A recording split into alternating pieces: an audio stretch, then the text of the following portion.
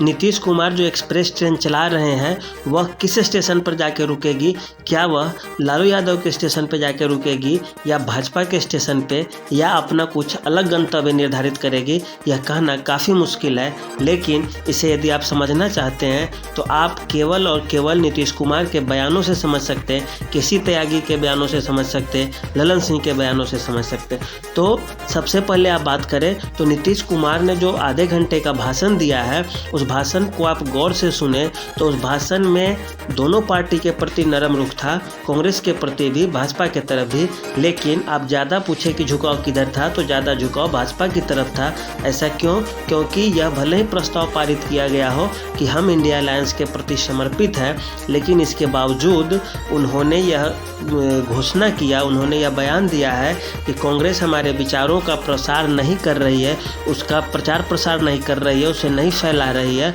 और इस चीज़ का उनके अंदर नाराज़गी है। इससे कुछ दिन पहले इंडिया अलायंस से वे नाराज़ होकर आए थे और ऐसा कहा जा रहा था कि राहुल गांधी उन्हें मनाने की कोशिश भी किए हैं, और राहुल गांधी के मनाने के बाद 2-3 दिन बाद यदि ऐसा वे बयान देते हैं, इसका मतलब साफ और साफ होता है कि वे अब तक तैयार नहीं हुए हैं, माने नहीं हैं, और इसके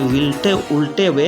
ये क्या करते हैं, भाजपा की तरफ उनका ज़्यादा रुझान रह रहा है, ज़्यादा रुख स्पष्ट दिख रहा है, और वे भाजपा के खिलाफ तो कुछ नहीं बोल रहे हैं, लेकिन नीतीश कांग्रेस पार्टी के खिलाफ वे बोल देते हैं और वे अपनी नाराज़गी दिखा देते हैं। इधर जैसे ही वे बयान भाजपा के नेता सुनते हैं, वे अब बोलने लगते हैं कहीं कहीं से कि भाजपा के द्वारा खिड़की खोल दिया गया है और जल्द ही गेट भी खोल दिया जाएगा, और इसी चीज़ को लेकर जो डर अब तक दिख रहा था वह अब धीरे धीरे मीडिया में सामने आने लगा है। नीतीश कुमार की बात की जाए तो वो एक सॉफ्ट कॉर्नर अपना रहे हैं, न तो वे कांग्रेस को ज़्यादा लपेट रहे हैं, न ज़्यादा भाजपा को लपेट रहे हैं, क्योंकि उनको डर है कि हमारा पद ग्रहण करने के पश्चात यदि हमारी पार्टी का एक खेमा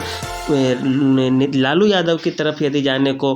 आकर्षित होगा या उधर जाने का प्रयास करेगा, तो हमें भाजपा की तरफ से फिर मदद मिल जाएगी, और हमारे कुछ जो आदमी हैं, यदि विधायक दल के कुछ नेता यदि भाजपा की तरफ जाना चाहे तो हमें लालू यादव से मदद मिल जाएगा। अब दिक्कत ये भी आ रही है कि हो सकता है कि यदि नीतीश कुमार की पार्टी से कुछ और नेता इधर से उधर हों, तो ऐसे में कमज़ोर स्थिति का फ़ायदा लेकर राजद ये न सोचे कि हमारा मुख्यमंत्री का चेहरा अब होना चाहिए। यह चीज़ का डर नीतीश कुमार को पहले से भी था, अब भी है, और यही कारण है कि पार्टी को नियंत्रित करने के लिए नीतीश कुमार खुद अपने हाथों में जिम्मेदारी लिए है। तो यही है नीतीश कुमार के एक्सप्रेस की मूल कहानी, कहाँ रुकेगी, कैसे जाएगी, किसका खिड़की खुला, किसका गेट खुलना है। तो आज के लिए हम यहीं पर विराम लेते हैं। जैसे ही कुछ बड़ी सूचना आएगी आप तक हम पहुंचाएंगे। धन्यवाद।